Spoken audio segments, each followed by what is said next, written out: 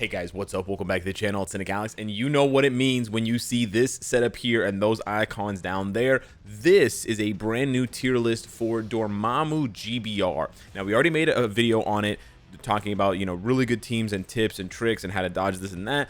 But I wanted to get a bit more specific and highlight characters that are really, really good, highlight characters that are good supports, highlight characters that can be good in certain situations, and also, while we're doing that, give you some general tips on how you should be building your account in order to be able to take down Dormammu in a team as a group effort, or if you're a more veteran player, to be able to solo it, because there are definitely keys to success.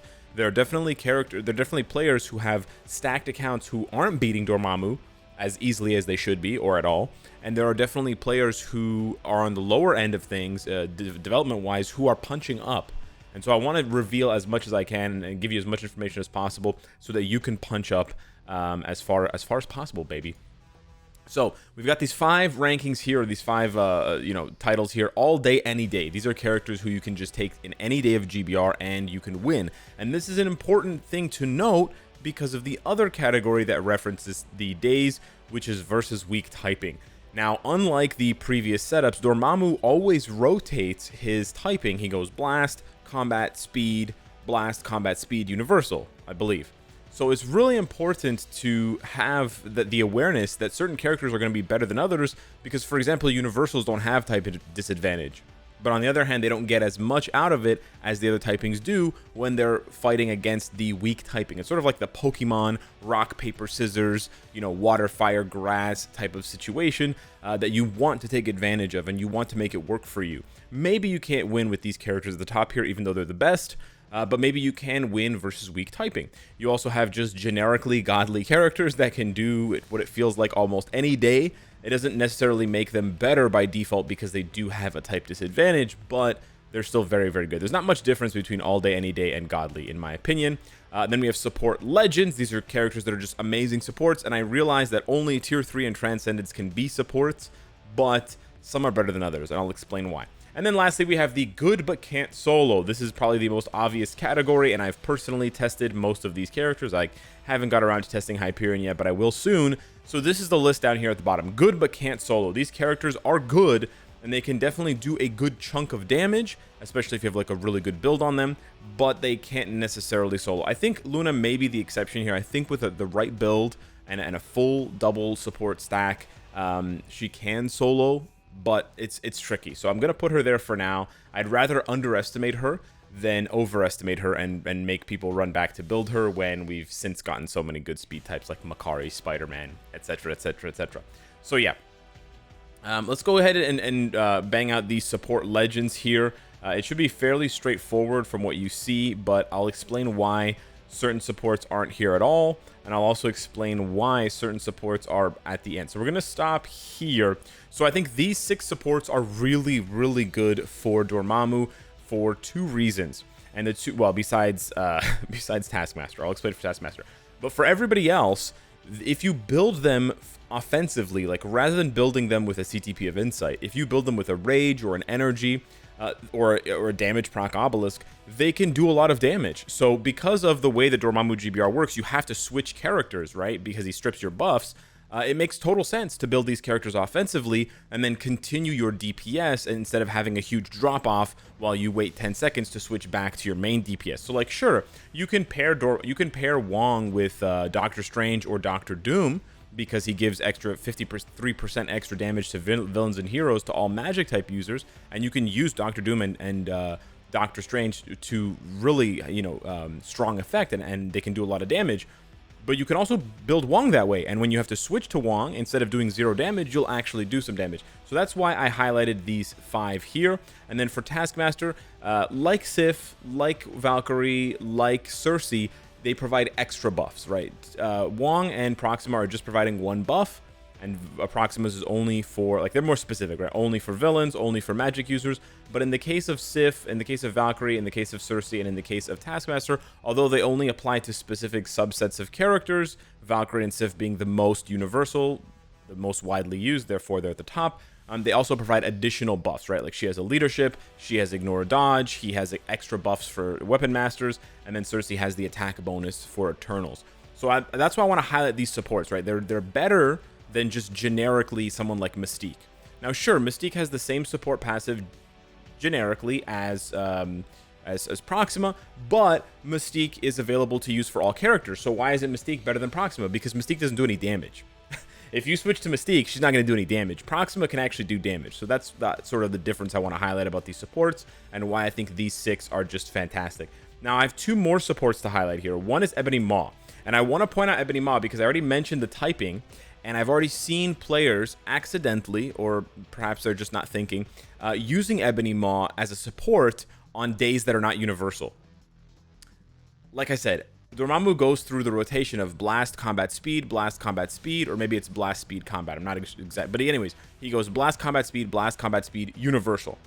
But there's only one day where he's universal, which means there's actually only one day out of the week that you can use Ebony as a support. You can still use him as a leadership, you can still use him as a DPS, but you can't use him as a support on any of the other days because he only applies his support buffs versus universals. And when Dormammu is blast, speed, or combat, he's not universal. So I wanted to point that out just as a sort of be careful situation. And then last but not least, we have Deadpool.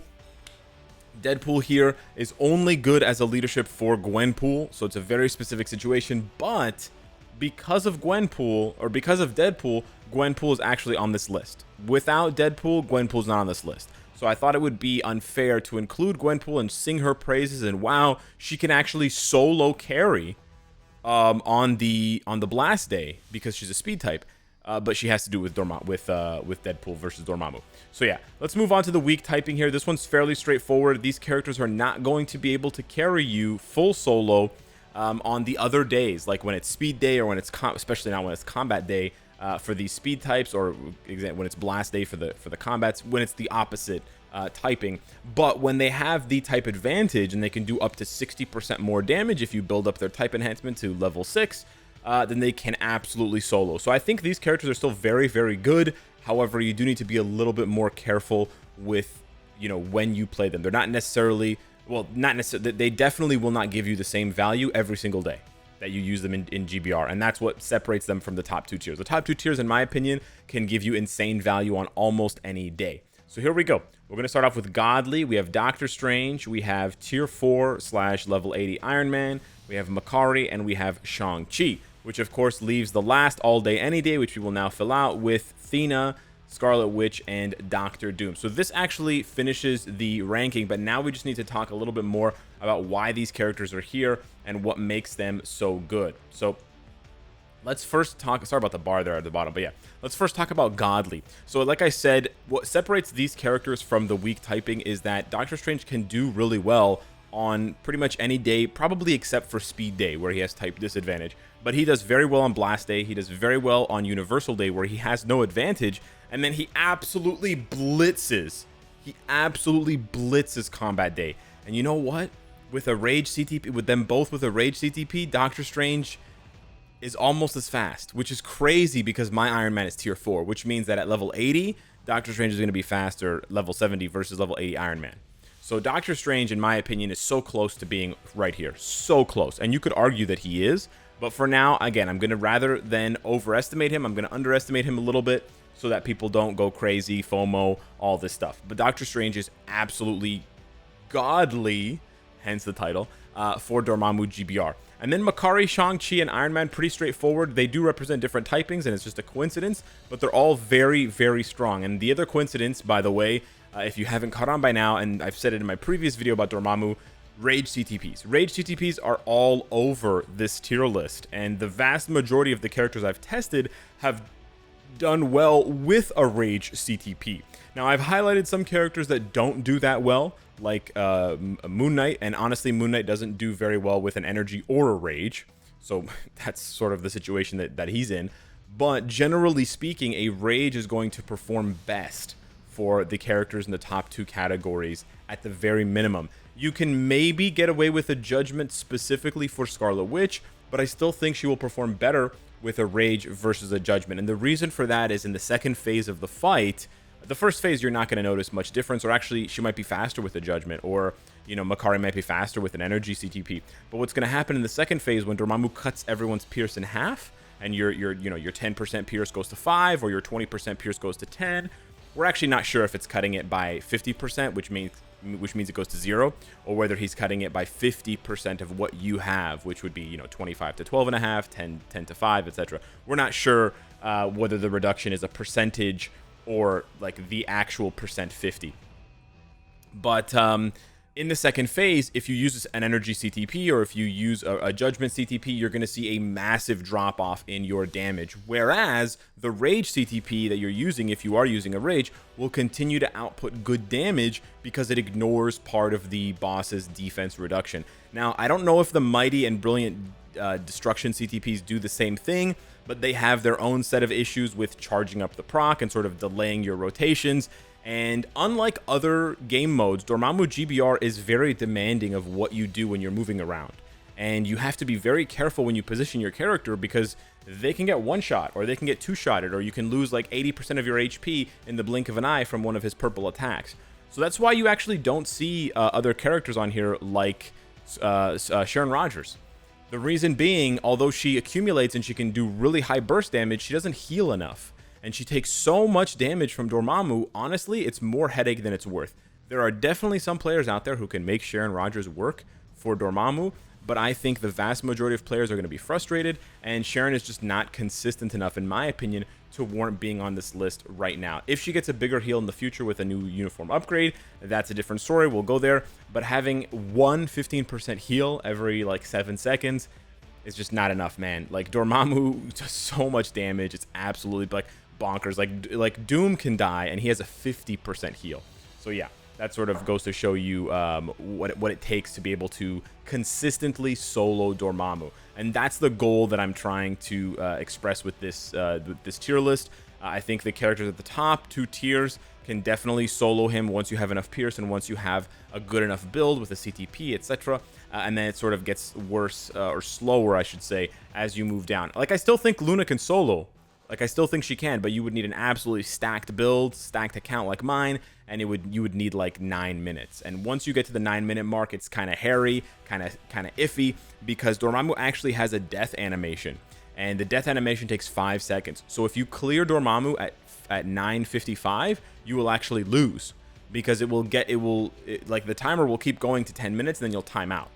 So you actually have to beat him with 6 seconds or more remaining. So yeah, for those of you in the comments who have already experienced that, that sucks and I'm sorry, but it's a good time to warn everyone about it.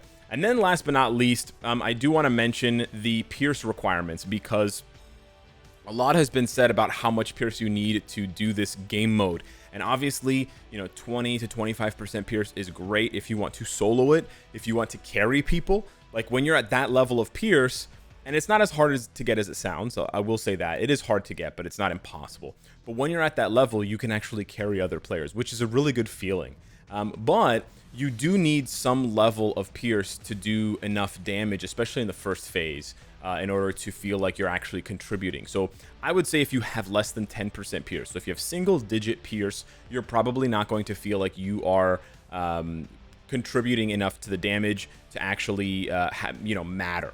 Again, it's not really, I don't really care. It doesn't really matter to me whether the players are contributing a lot or not contributing a lot. I'm not saying that you should only play Dormammu GBR if you have a lot of pierce. Not what I'm saying at all. But I'm saying that if you want to really see progress in your Dormammu GBR experience, and if you want to feel like you're getting stronger versus the Dark Dimension, then you want to build up your pierce into the double digits. You want to make sure you're building these characters here.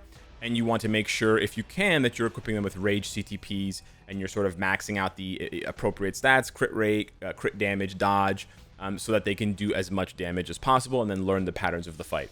It's a lot of information to get through, I understand. If anyone is unclear about anything, hit me up in the comments down below, and I'll do my best to sort of reiterate some of the tips. I apologize that the tips were sort of scattered throughout the video, but that means that hopefully you've watched all the way to the end, because if you have, I'm very thankful. So hit me up in the comments down below. Thank you so much for watching, and I'll see you in the next one. Take care.